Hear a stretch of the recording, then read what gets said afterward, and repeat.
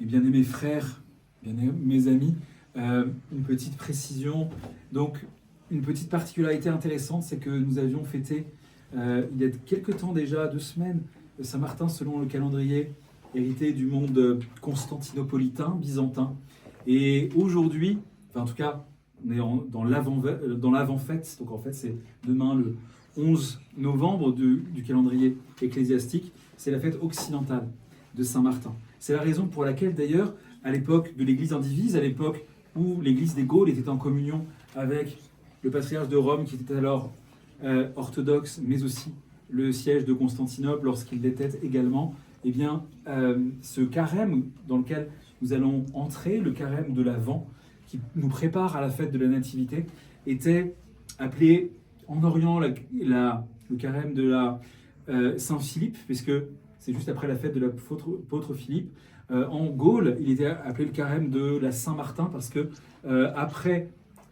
la fête de Saint-Martin, le 11 novembre, il y avait plusieurs jours de festivités, puisque Saint-Martin était vraiment l'un des saints les plus vénérés par nos ancêtres sur la terre des Gaules. Et ensuite, on arrivait au début de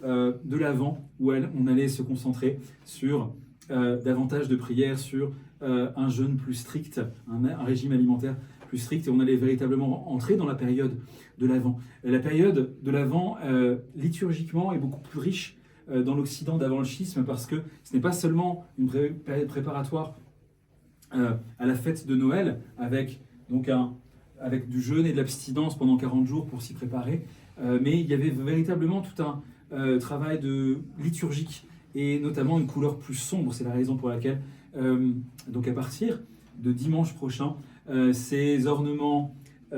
qui sont dorés et qui représentent la lumière incréée qui vient de Dieu seront rangés jusqu'à Noël pour revêtir des vêtements plus sobres, c'est-à-dire ce sera le violet particulièrement ou le rouge. Donc nous nous apprêtons à entrer dans cette période, mais qui ne doit surtout pas être considérée comme une période de tristesse, mais au contraire comme une période de joie. Si l'Église nous prescrit certaines restrictions alimentaires, c'est pour nous rappeler que nous sommes dépendants de Dieu, que tout ce que nous pouvons avoir, tout ce que la vie nous offre, tout ce que le monde nous offre, cela vient de lui. Ça nous rappelle également que dans le paradis, comme il n'y avait pas de mort, qu'il n'y avait pas de maladie, qu'il n'y avait pas de souffrance, eh bien, le régime de nos ancêtres Adam et Ève était nécessairement un régime végétarien. Ça nous rappelle donc les conditions qui étaient les nôtres quand nous étions en Adam et Ève au paradis. Et ça nous permet justement aussi de nous concentrer sur la prière, sur l'aumône, sur surtout le bien que nous pouvons faire les uns avec les autres. C'est vrai que c'est difficile tous les ans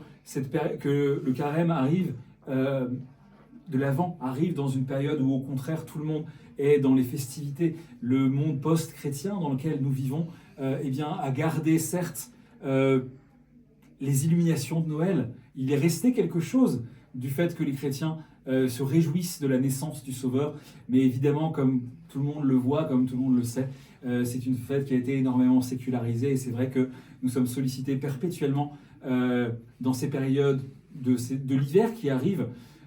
pour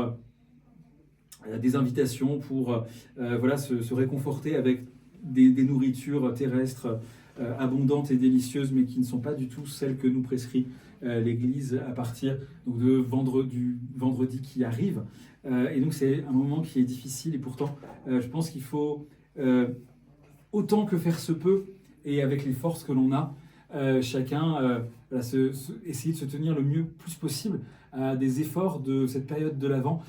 parce que surtout il faut que au moment où on chantera la nativité du Seigneur, notre cœur soit prêt, que nous n'ayons pas passé une période de la trêve des confiseurs, comme on dit parfois, des vacances de l'hiver, à festoyer en oubliant le Seigneur, mais qu'au contraire, on est tenté de se réunir les uns avec les autres, mais avec le Christ face à nous. Bien sûr, pourquoi pas rapprocher les liens familiaux, mais en gardant en tête que ce qui unit véritablement, c'est l'amour, et que l'amour véritable, c'est Dieu lui-même. Dieu est amour, nous dit l'apôtre Jean. Et en resserrant les liens que nous pouvons avoir les uns avec les autres, en apprenant à nous aimer davantage les uns les autres, nous nous rapprocherons également de l'amour de Dieu et nous pourrons fêter la nativité du Seigneur qui a eu lieu dans l'histoire il y a évidemment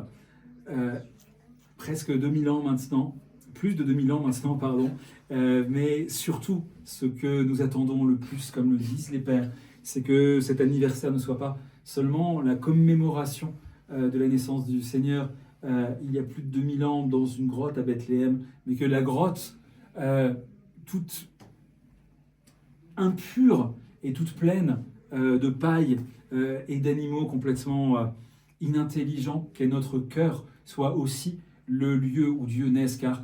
Dieu s'est fait homme pour que l'homme devienne Dieu. Il veut que nous devenions par grâce ce qu'il est par nature, afin que nous puissions régner avec lui, son Père et l'Esprit Saint pour les siècles des siècles. Amen.